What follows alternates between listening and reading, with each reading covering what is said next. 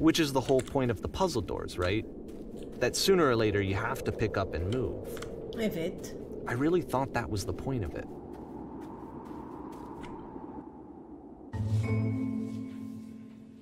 This one gets a bit goofy.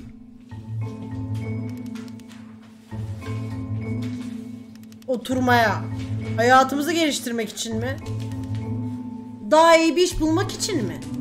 İlişkilerinizi daha anlamlı kılmak için mi? Hayır. Buraya mükemmel olmaya geldiniz. Canım, ihtiyacımız yok. Bu atölye size nasıl mükemmel olunacağını öğretecek. Dostlarınızın hayatındaki insanların size bakıp şunu düşünmesini istiyorum. Vay be, bu kişi benden daha iyi bir insan. Şu an hayatınızda kimin hakkında o şekilde düşünüyorsunuz? Sizi kendinizden tiksinmenizi sağlayacak kadar kendini geliştirmiş kimi tanıyorsunuz? O kişiyle karşılaştırınca kendinizi gereksiz hissediyor musunuz? Bencil, nankör. Sizi o kişiye dönüştürme niyetindeyim. Mükemmellik uzanabileceğiniz kadar uzağınızda. Ve burada asıl sorun nasıl yapacağımız değil. Bunu çaba harcamadan nasıl yapacağımız. Bu kolay. Çok kolay. Çok kolay. Mükemmel olmak kolay.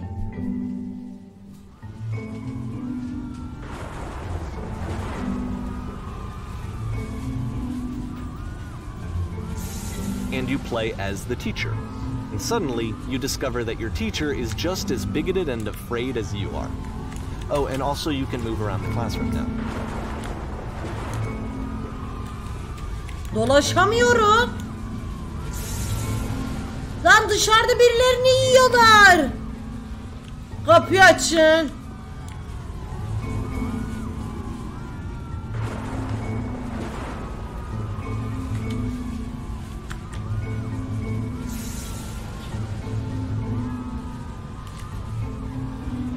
Sarı renkli olanlar varmış.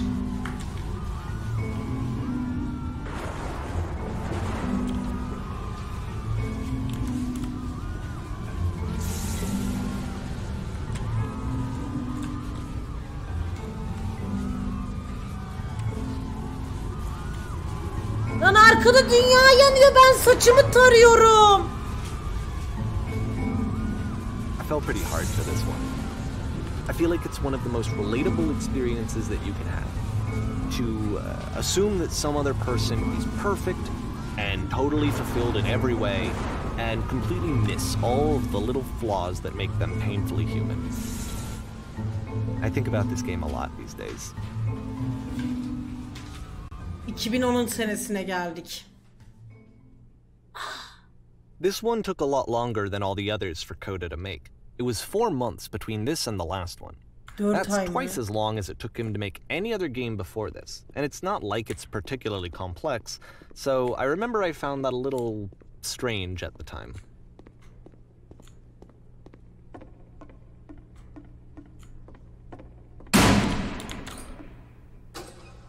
Bu Allah belanızı versin ya.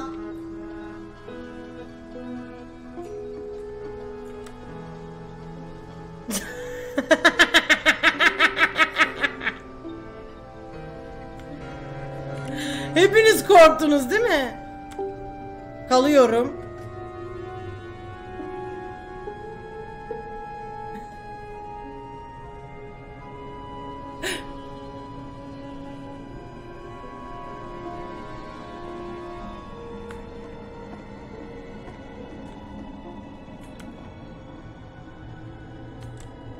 Merhaba.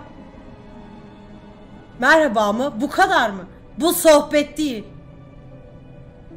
Onunla konuşman gerek. İnsan olman gerek. Tekrar dene.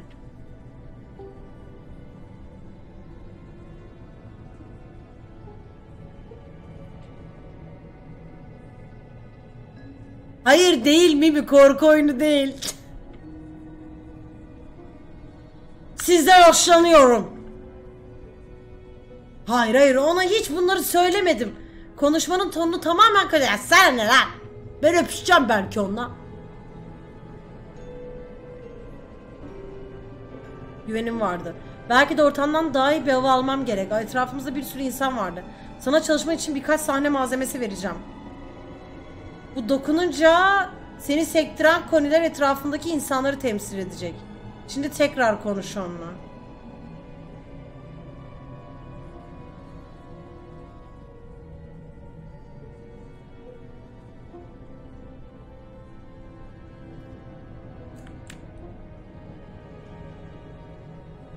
Ya neyini batırıyorum? Öf.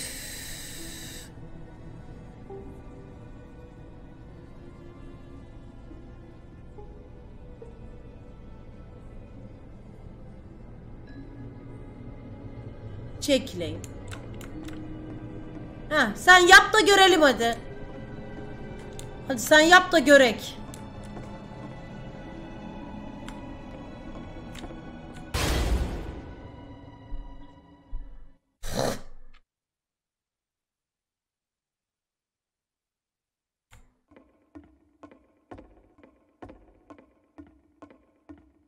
Dört ayda yapa yapa bunu mu yaptın? Komik. Koda yiyorsa. The game ends with this eerie premonition of what's going to happen next in Coda's life. The solution to social anxiety, to fears of having to perform and having to chase success, the answer for Coda is to withdraw, to hide himself away. Ne? Which is what leads to scenarios like the stairs that slowed you down several games ago, where it just becomes harder and harder to access Coda's inner landscape because he keeps retreating. He just keeps backing away from possible connections to anyone other than himself. And to be honest, I didn't consider it very healthy when I first played this. You know, it looked to me like he was trying to justify the idea of just disconnecting yourself from the world. And that wasn't what I wanted for him or for his games. Because I feel like a lot of his games are inviting me to connect with this person, to bring him closer. But what can you do? After this, Coda went off and took another 5 months to make a new game. Okay. Bu oyunu doğru düzgün oynamak için gözlerini kapalı tutman gerek. Oyuna başlamak için tıkla.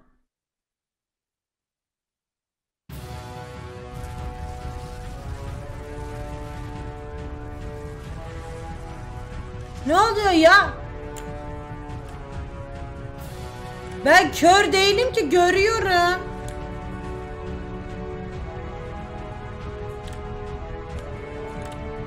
Lan ben görüyorum ki. Aa! Ne oluyor?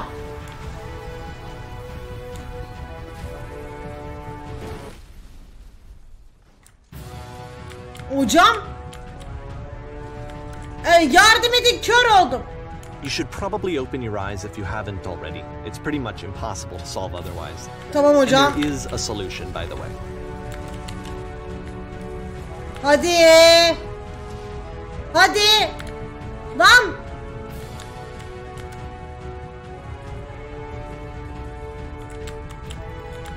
Allah'ım, öldük. Öldük. Ya lan cezaları.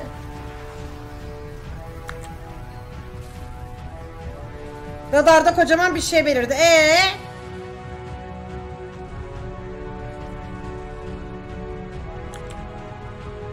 Hadi. Hayır, nerede izleyeceğiz? Ya Allah'ın belaları. Öleceğiz. Öleceğiz.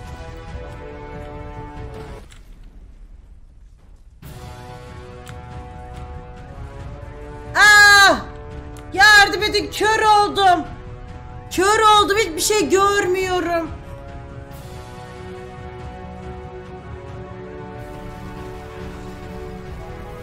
Ya, lütfen birisi benimle konuşsun.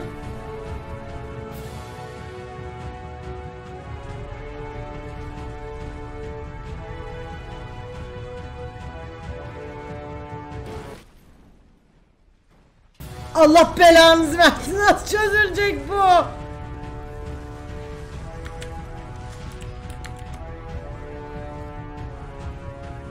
Bu ekip görüyor. Yok, görmüyor. Hadi. Memur bey. Ya Allah'ım ya Rabbim. Kapı var orada.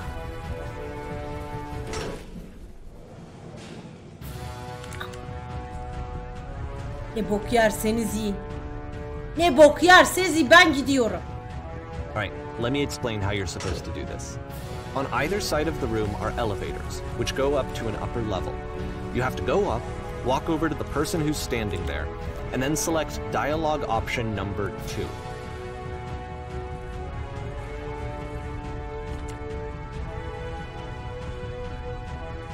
İçten değil mi?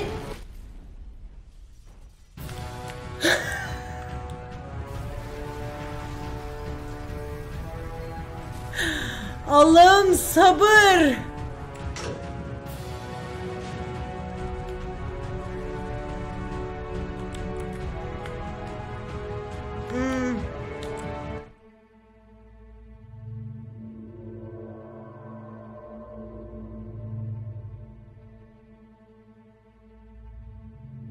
Like I said, I was getting concerned. First off, he's never been this explicit in his work about exactly what he's thinking. So where's that coming from? But then even weirder, his work has potentially stopped being an outlet for him. Not like he's having trouble iterating on ideas, but he literally just can't think of new ideas anymore. And in person, he was being a lot more distant than usual. Like, you know how sometimes a person will just deflect anything that you say in order to keep themselves disconnected all the time? It was that kind of thing. Here was the point in my relationship with Coda where I really started to wonder if he needed my help in some way. Allah Allah.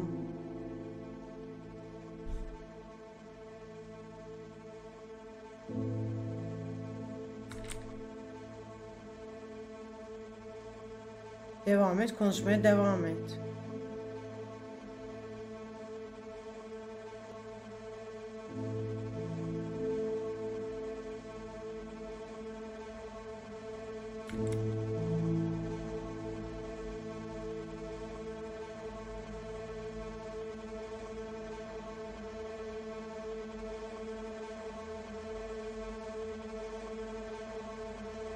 Yalnızım mı desem, tıkandım mı desem acaba? Onu bilemedim.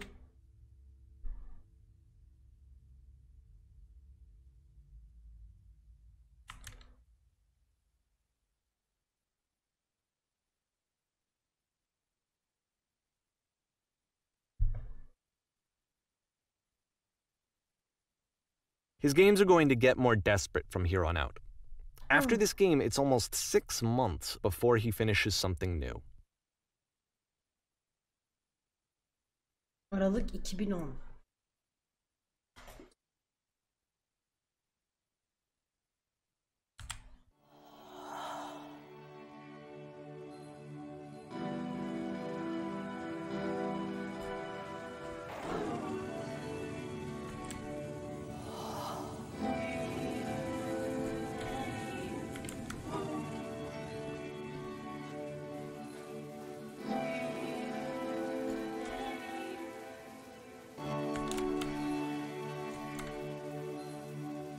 Ne?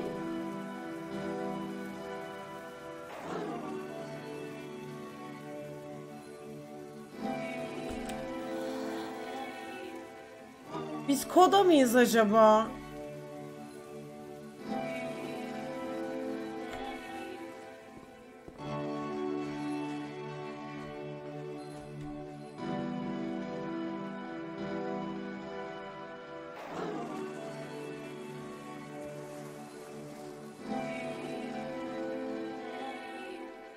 Neden erotik parfüm içiyorsun?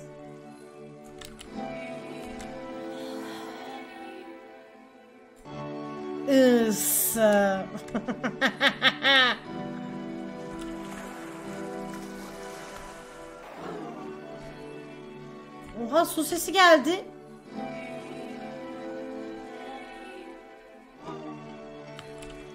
Dur.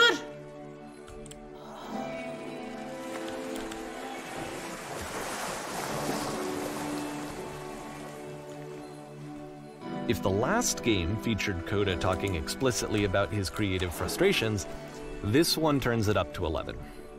Now, put yourself in my shoes playing this. Here's a friend whose work is exhibiting signs of struggle, frustration, anxiety, depression, even. And yet, still, he keeps making games. He keeps throwing himself into the grinder even when he clearly doesn't have the energy for it anymore. Why? What is it for?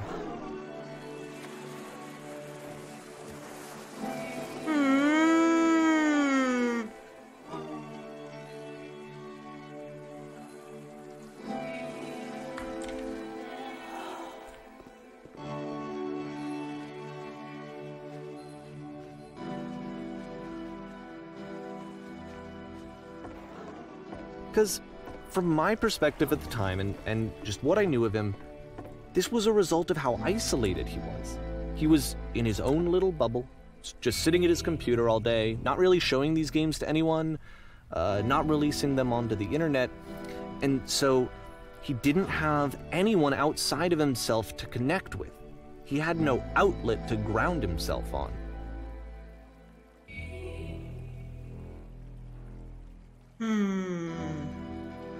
Ben direkt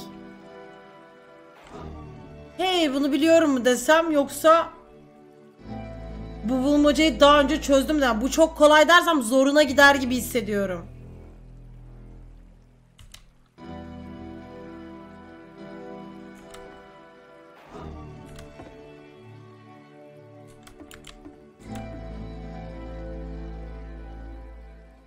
Önce kapıyı açmalısın. Tamam, şimdi. Şimdi.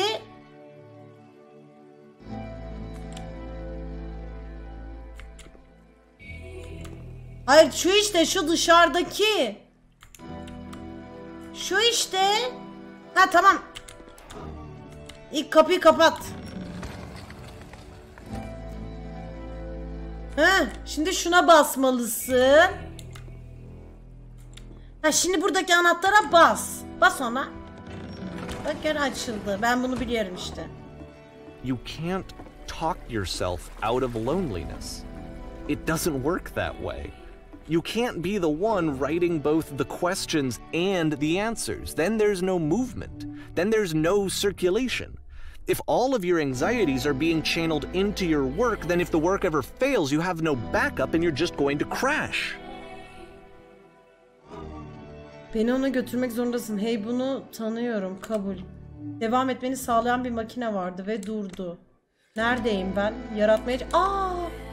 Benim seçtiklerim değil mi? Burada makine...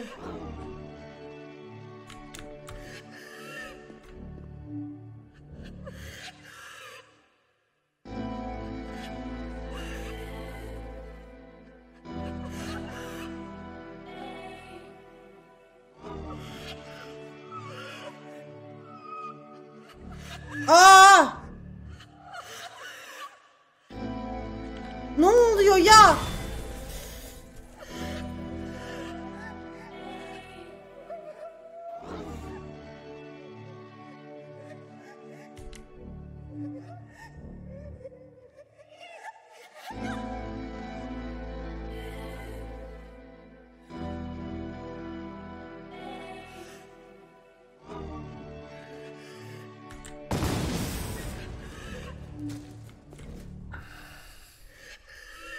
Seeing this game at the time that he made it, it looked really unhealthy to me. I was watching him do this to himself, and I hated it. I hated seeing him so trapped. It's like, video games are not worth this amount of suffering. Yani oyun bu sonuçta.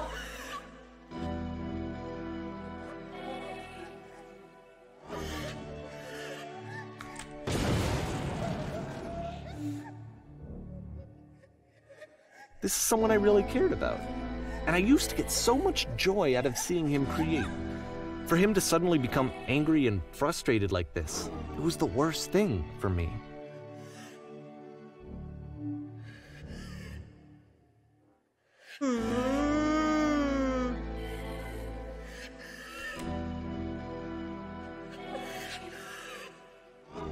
Ya niye sana güveneyim? Neyin işine yarıyor ki? Şu an sadece ben kodayı üzüyorum.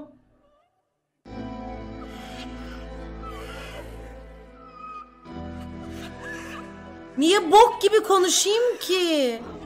Ağlıyor arkada, baksanıza. Alo. I don't know. This is what I felt at the time. I don't know how else to explain it. I wanted it to stop more than anything. I had never felt so rotten. I needed more than I had ever needed anything for this to stop.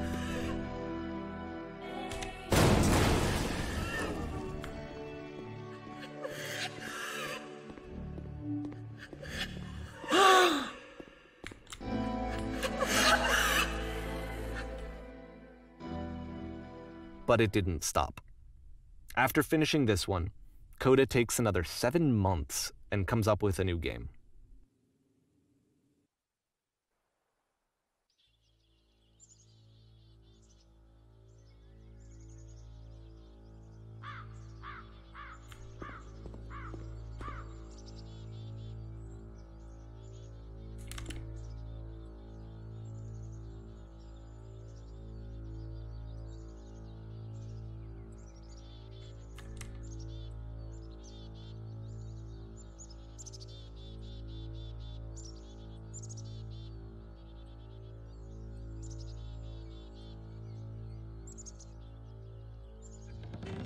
Ne?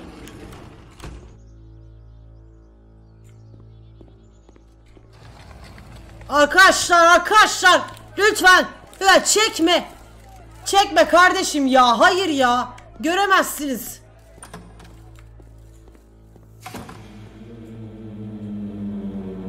And of course, it's the machine.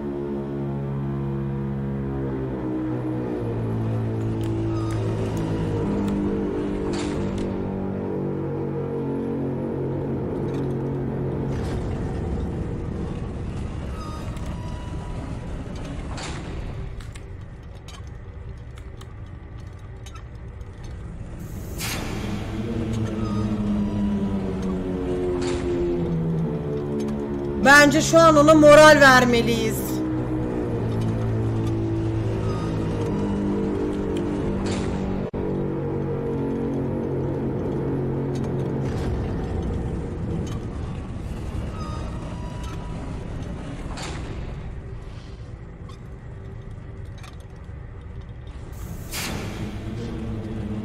Ne?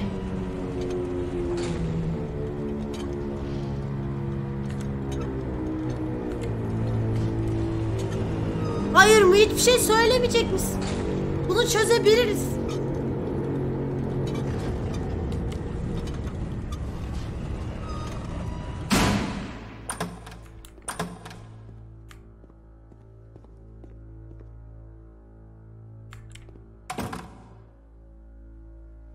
Dostlarım.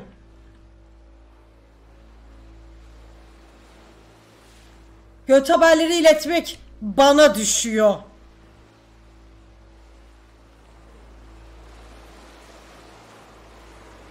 Makine bizden özür dilemeyecek.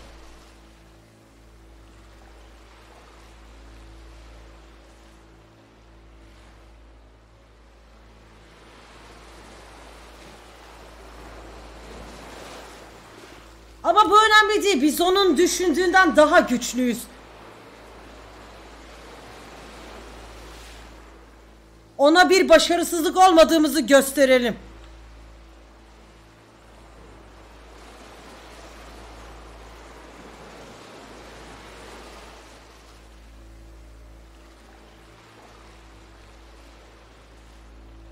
Ne?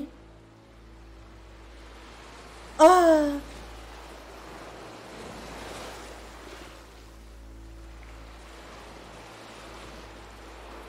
Makineyi yok etmeyelim. Yok, ürettiklerini yok edelim.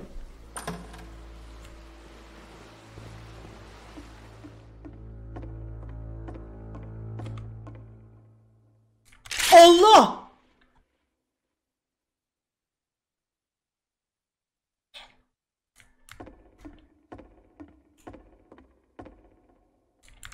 Patladı.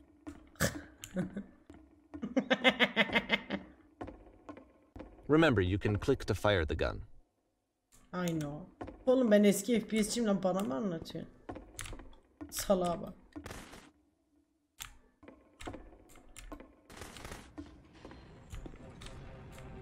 Ah! Ne oluyor?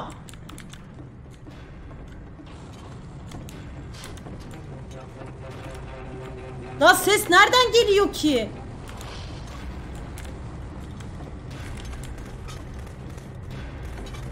So now the work is becoming self-destructive.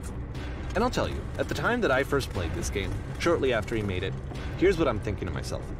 I'm thinking that Code is stuck in his own head, and that it's having a very negative effect on him, and that all he needs to do is just start showing his work to people, to get some actual feedback on his games.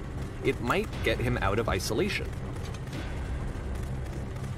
And so, as I'm thinking this, I realize that I could be the one to initiate it. Because it would never occur to Coda to start actively soliciting feedback, so what if I did it for him? If he could see the difference it would make to have more actual conversations with other human beings, would that bring him out of his mental spiral?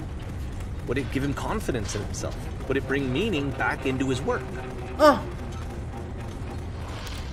Hıfz.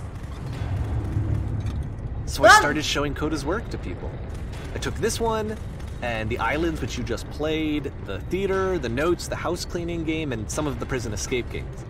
I brought them to people that I knew and trusted. I asked their opinions. And the great part is that they really loved his games. You know, the point of it all was just to give him some external reference point, but they genuinely loved his work. There was nothing for him to be afraid of.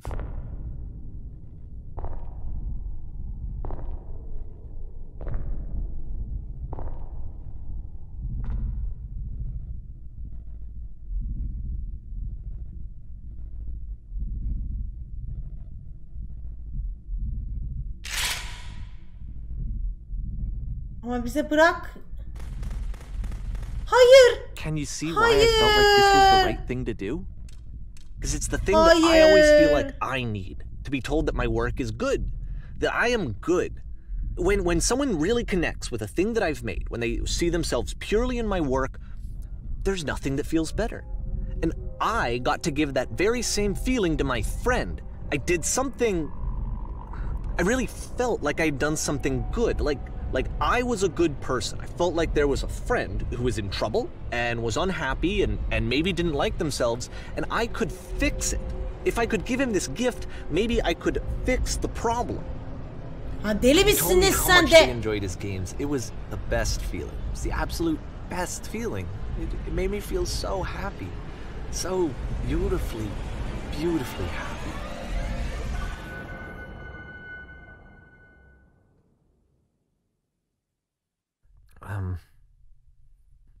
So anyway, Coda finishes this game, and then really he just kind of takes Kaç ay off for a sonra? while. Tamam, kaç ay sonra geri geliyor? So this is June of 2011, and I didn't hear anything from him for several weeks, I guess. And so out of nowhere, one day I get an email, and it's got a private link to a new game of Coda's. This one is called The Tower, and to my knowledge, it's the last game that Coda ever made. So let's take a look. Sonra ne oldu Koda'ya?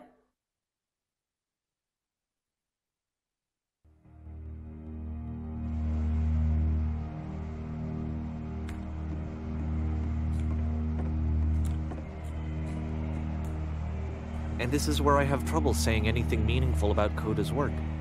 Because more than anything else, the tower just feels distant. It feels like it's trying to distance itself from the world. It's a very cold game.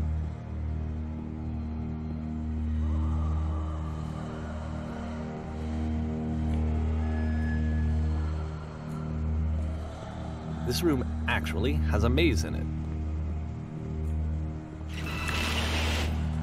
Except that all the walls of the maze are invisible. And then every time you touch one of the walls, there's this awful flashing and noise, so the experience is really miserable. The game goes beyond not being meant to be played, it actually seems to despise the player for trying to play it at all. But I do want to show you the rest of the level, so when you're ready to continue, press enter and I'll put a bridge over the maze.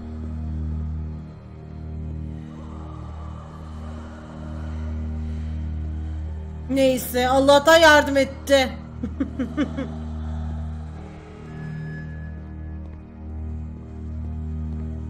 Gene ağlama sesi geliyor bak arkadan. It's not like this is the first game that's needed some modification to be playable. Like the house cleaning game. You know, that one used to actually loop the cleaning chores and you just cleaned a house forever. Doğru. I had to cut it off so that you could exit the house and the game would actually end. But that game had an idea that it was actually trying to communicate. What's the deeper idea behind the invisible maze? The only way past this challenge is to randomly guess the 6-digit code. Rastgele. Like the invisible maze, it's frustrating to me because it's the opposite of everything else that Coda has made. It doesn't encourage thought or engagement. It doesn't ask anything of me except a lot of my time. If I could have reached him during this time, then maybe I could have asked him, but I couldn't. I still don't really understand why this is here. I'll put the code on the ground for you here, though, so that we can move on.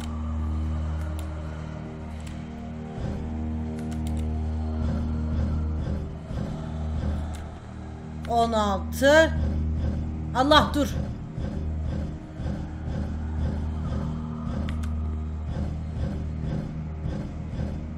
17 değil mi sonunda? Evet.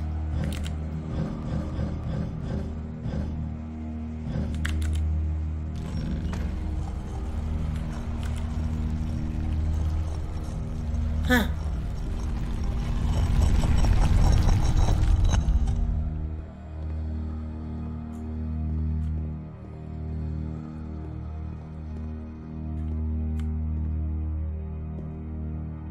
Nereye geldik lan? The switch to open this door is actually on the other side of the door, meaning that it's literally impossible to solve from this side. Niye anahtarı oraya even if you koyarsın somehow ki? brute forced your way through the first 2 challenges and you got to this point, there's actually just no way to progress.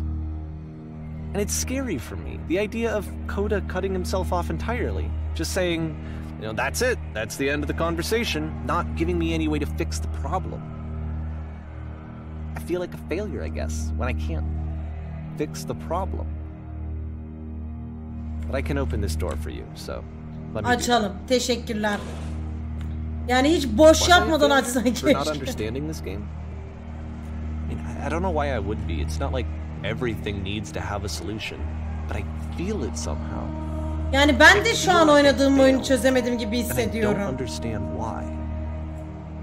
I remember, it's June of 2011. I'm playing this for the very first time. And as I'm playing, I'm thinking to myself, I don't know this person.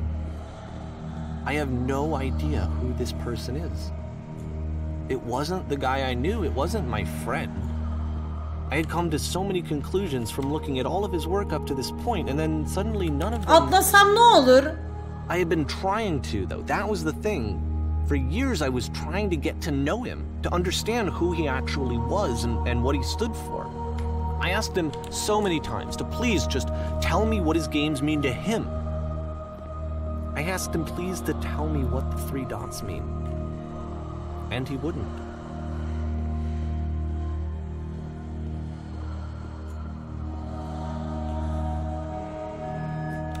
Düşemiyorsun ki oyunda.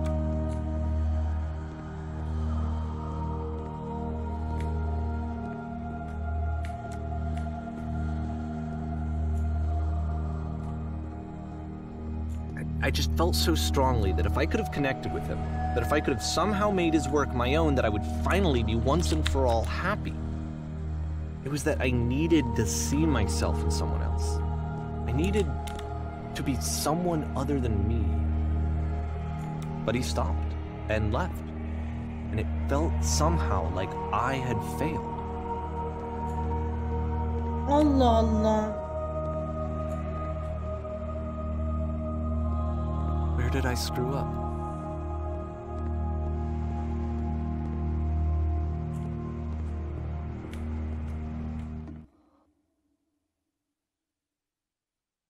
I'm the reason that you stopped making games, aren't I? It's because of what I did. I poisoned it for you. I don't think I ever told you this, but when I took your work and I was showing it to people, it actually felt... It felt as though I were responsible for something important and valuable.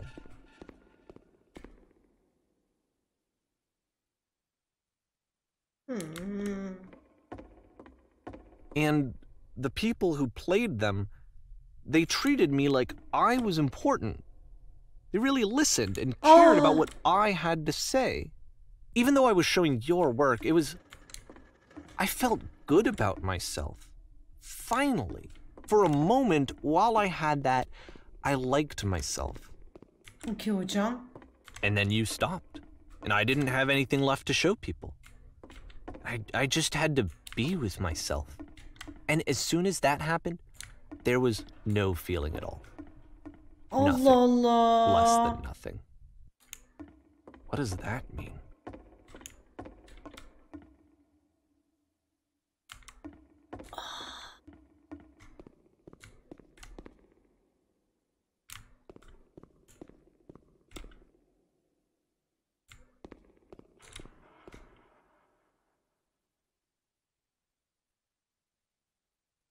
Adama diyor ki sen I'm diyor afraid that I did something really diyor. stupid because I don't like myself.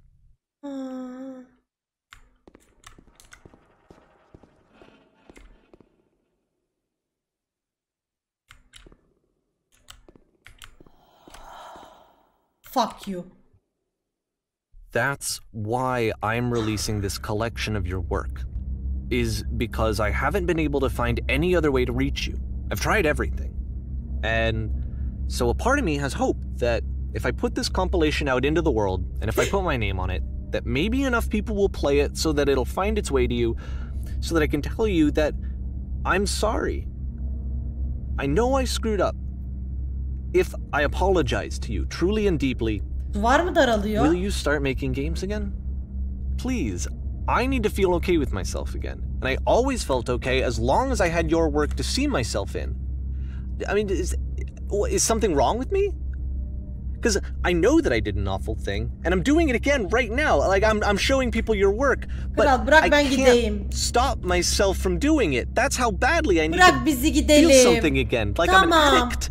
There has to be İçim something wrong şişti, with bırak me. bizi. Can I apologize? What if I tell you I was wrong? Will that work? Will that fix it? I don't know. I don't think it will, but there's nothing else that I can do. Just tell me what you want. I'm sorry. I'm sorry. Please, start making games again. Please help me. Please give me some of whatever it is that makes you complete. I want whatever that wholeness is that you just summoned out of nothing and you put into your work. You were complete in some way that I never was. I want to know I want to know how to be a good person. I want to know how not to hate myself. Please. I'm fading, and all I want is to know that I'm going to be okay.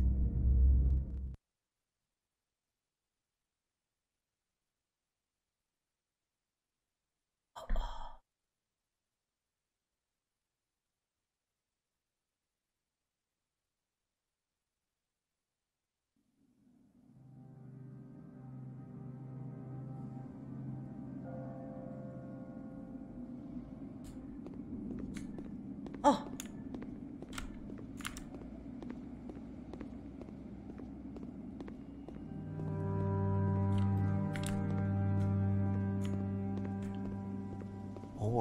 More. Git be. More love, more praise, more people telling me that I'm good. Always more. It's like a disease.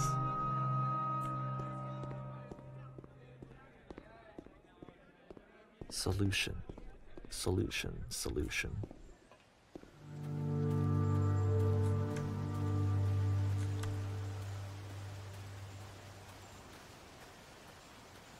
I guess if someone had O told kadar me ahead anlam of time vermeye that he çalışıyorum ve asla really anlam enjoyed veremiyorum making ki prison gene. games, maybe I wouldn't have thought he was so desperate. I wouldn't have told so many people that he was depressed. Maybe he just likes making prisons.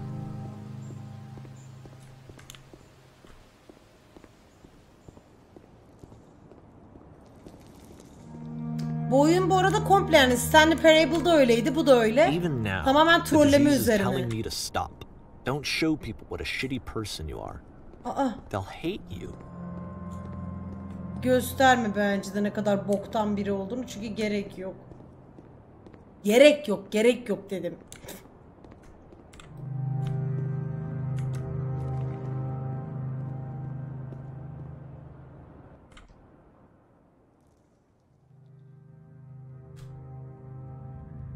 Neresi burası ya? Ya bu nasıl bir oyun tasarımı? Bu nasıl bir mekan?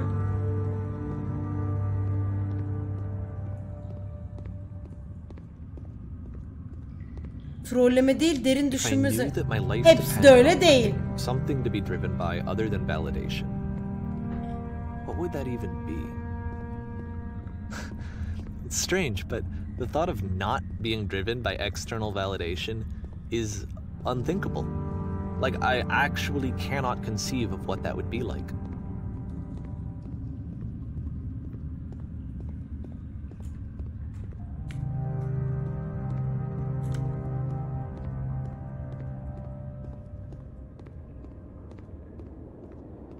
Nerelere geçiyoruz? Bilmiyorum ki, sen diyeceksin. Ne olacak şimdi?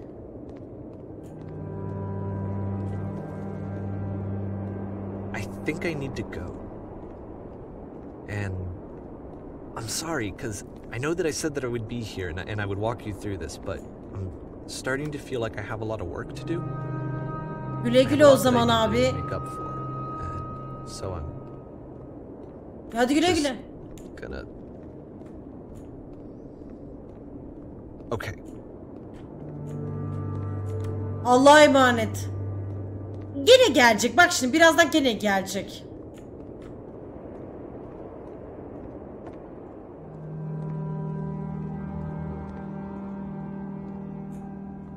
Ortada bir yer mi yırtılıyor?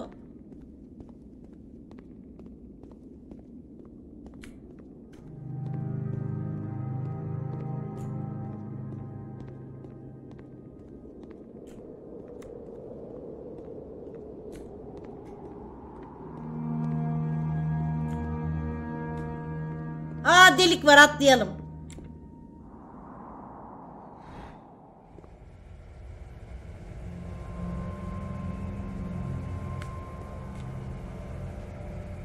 Nerelere geldik?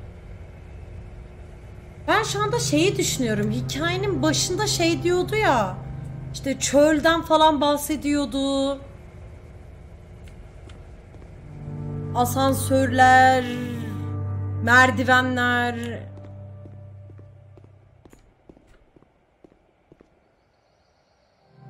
Ben az önce de burada değil miydim?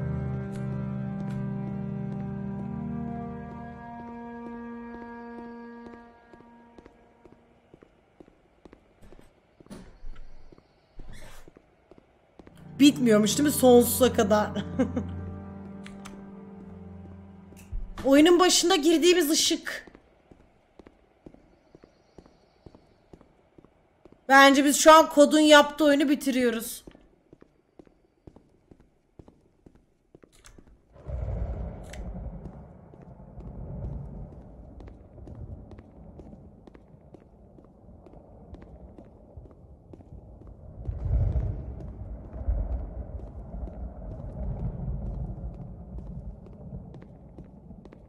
Oyunları kod yapıyor. Adamsa yardım etmek istiyor ama fark etmeden onun özel hayatına giriyor. Kodu mahveden aslında tamamen... Aa, doğru.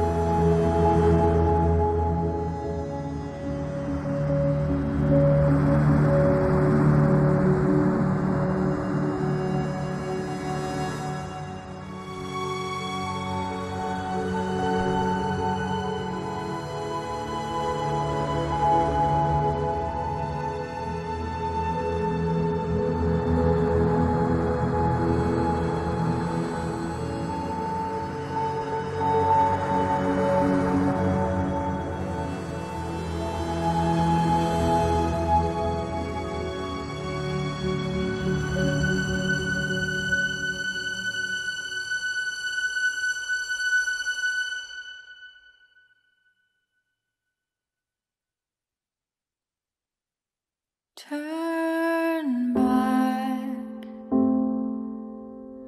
turn back from this cave. R için yazıyor.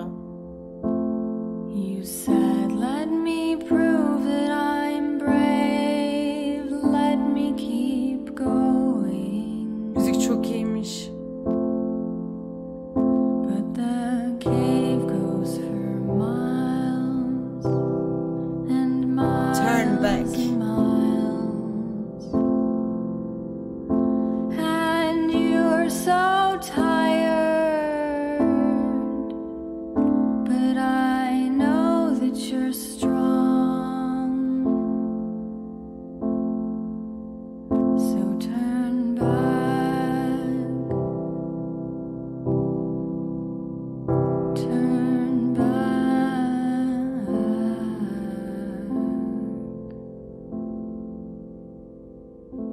Bence oyun hiç fena değildi ya.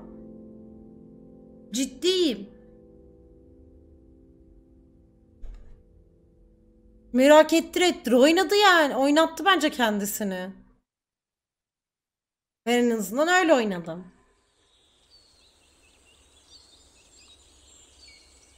Çok sevgili YouTube, buraya kadar izlediğiniz için çok teşekkür ediyorum. Umarım beğenmişsinizdir The Beginner's Guide'ı. Hoşunuza gitmiştir. Beğendiyseniz beğenmeyi, kanala hala abone değilseniz lütfen abone olmayı unutmayın. Biz Twitch'te birlikte efendim yayına devam edeceğiz. Sizleri çok öpüyoruz. Kendinize dikkat edin.